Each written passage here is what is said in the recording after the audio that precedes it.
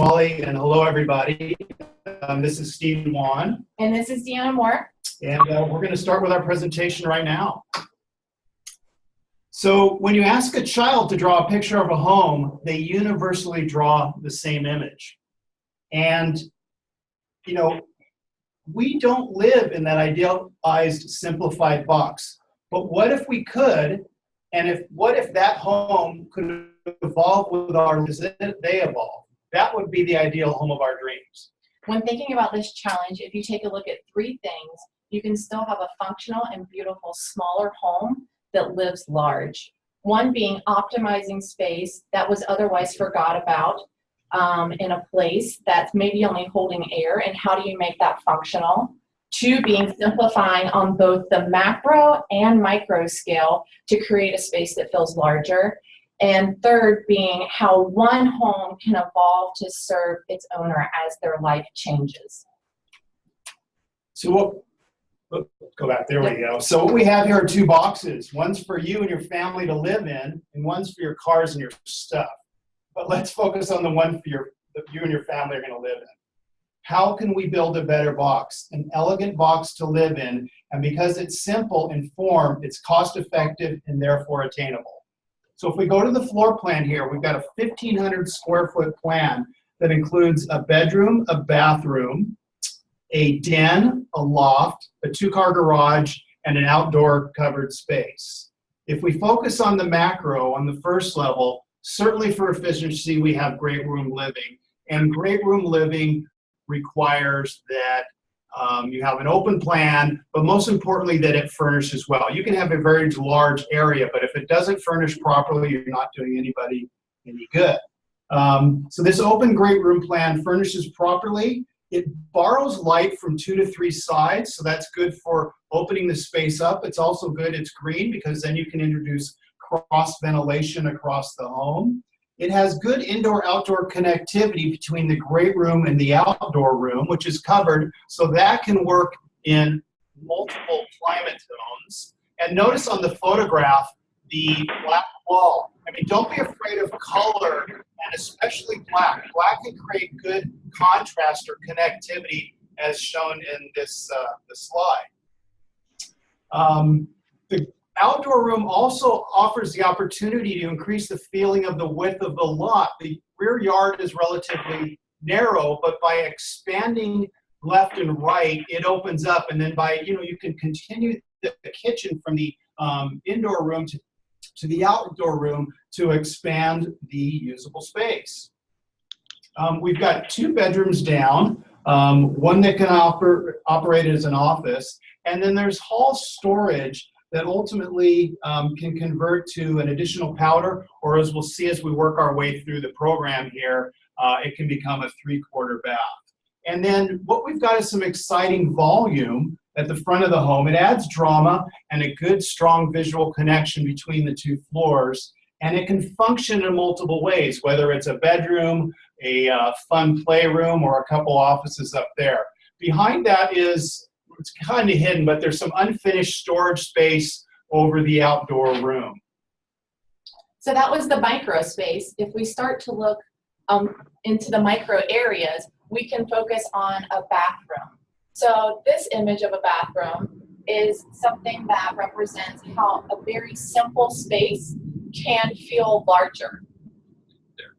So what you'll notice really quickly here, what's done a little differently with this bathroom is, number one, both the cabinet and the toilet's a wall-hung toilet, but they're floating off the floor. So right away, they add a little more space and dimension to the feel of the room, and you can also clean really easily under them. I know that can be an issue.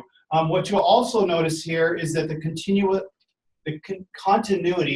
of the material, which goes from the shower and into the bathroom, and that again can make a small space feel larger just by that continuity rather than being broken up. And then with the glass wall between, light and just visual sight lines open up. So a relatively small bathroom can feel much larger with a few of these tricks. And even this bathroom here feels large, even though it's a dark material. Next, let's move to the space under the stairs. So I like to call it pick your favorite. What do you want to store under there? Maybe you need some extra space for your wine, or you need a drop zone because it's right when you come in the house and you need a place to put book bags or leave your keys, things of that nature. Maybe it's the home sort of central space where the dog sleeps under the stairs. Maybe your kids are working on their homework. Or is it a full closet that happens under the stairs? You can stack all those shoes up you need, put your coats under there. Really, whatever the consumer needs or whatever they desire, utilize that space that would otherwise be not utilized. So another cool detail, and it kind of speaks to what Molly showed on an earlier slide with the Sears house and the built-in bookcase. What if you took advantage of the space between the studs? You know, what you could create is an inexpensive design feature, in this case the bookshelf, that adds customization and functionality to the plan. And notice, you know, it's not symmetrical, and don't be afraid of being asymmetrical. It's more about the balance that counts than forcing symmetry on an element. So looking at this 1,500 square feet home as a whole, it's not just a starter home. There's a lot of different buyers that could be and would be attracted to this home. Maybe it's a recent college grad that wants to own their home. They have a roommate.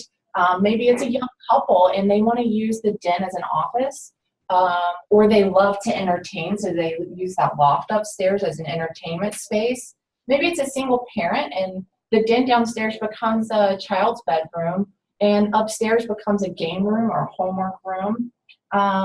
The other piece about this is that if you're an owner who wants to make a little income off of your house, then it can easily be transitioned into something that would be a rental unit. So what you'll notice on the first floor off to the left is just with a few small changes, the downstairs room can become a multi-gen suite or a lock-off rental unit. You'll notice that there's an arrow that a separate entry can be provided, and then out in the rear yard, perhaps another parking space to accommodate that additional person that's living separately in the home. The storage area that was off of the hall can now convert to a powder room or, in fact, a 3/4 bathroom.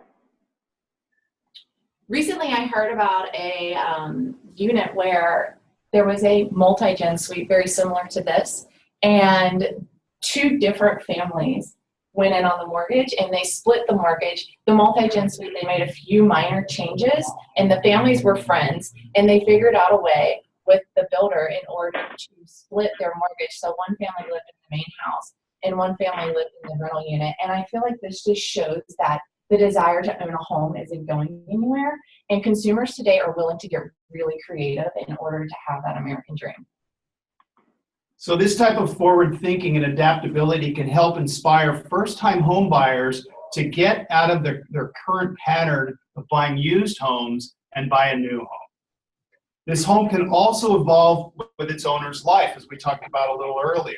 If you're smart about pre-planning a layout and providing plug-and-play stub-outs like they do in cars with wiring harnesses, with items such as running plumbing, electrical, and mechanical between the first and second floors, integrating structural elements to anticipate doors and floors, this will all help this plan become adaptable and enable the homeowner to work with it over time.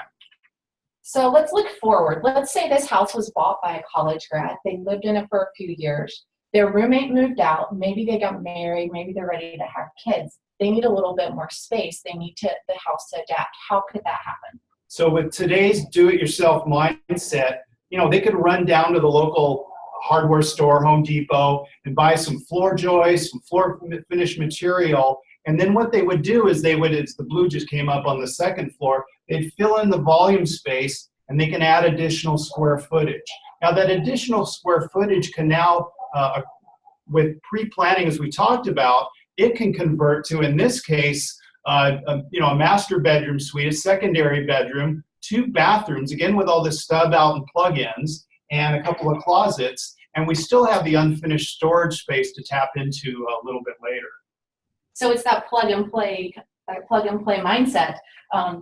Install a new app on your iPhone. So that same young family, maybe they had another kid, maybe their kids are getting older, or even they want to have a move-in nanny, a live-in nanny.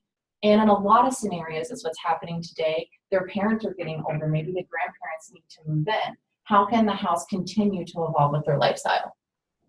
So to accommodate a further step, if we fill in the unfinished storage space over the outdoor living, then we expand the square footage again, and we've evolved the plan. So this storage space can become another bedroom, a playroom, a study room. You can throw a whole bunch of kids upstairs if that's where you're at with your family life, and then you can move downstairs.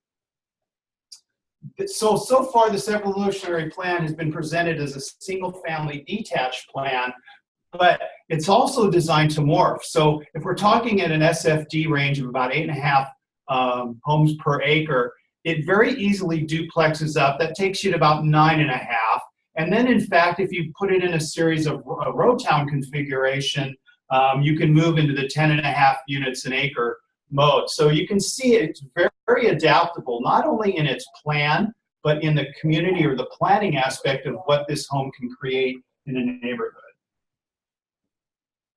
And then similarly, we talked about the box, the simple box, and we know that a simple box in elevation, it can transition into an infinite amount of looks, from traditional gable to European cottage, and even transitional. And then, in fact, with a few more plays with the simple roof forms and the window patterns, you can then achieve contemporary and modern aesthetics. The simple box is inherently flexible. To sum it up, with simplification, a little pre-planning and innovation can lead to beautiful, attainable, livable homes that feel large. Homes can inspire shoppers to become buyers, and maybe homes can evolve in an easier way, and we can do that in our touch really easier, especially if that homeowner loves their home, loves their community. Lastly, let's stop and think about what attainable homeownership means and what it looks like. It might not look like it's always looked.